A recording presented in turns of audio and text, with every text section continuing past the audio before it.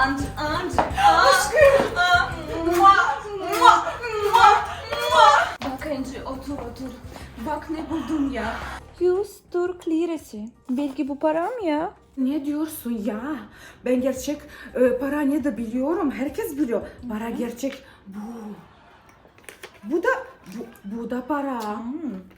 Ama en kötü zamanlar olsa bile bu da para. Ama kredi kartı en iyi yani. Angie, o zaman bu nedir ya? Ne gibi benziyor?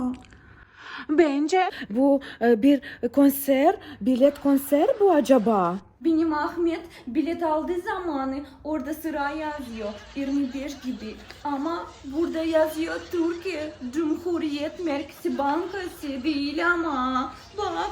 Bu 100 TL hiç para benzemiyor.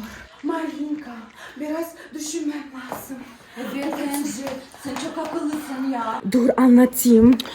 Bak adam var burada. Belki de çok yakışıklı. Belki de çok zengin.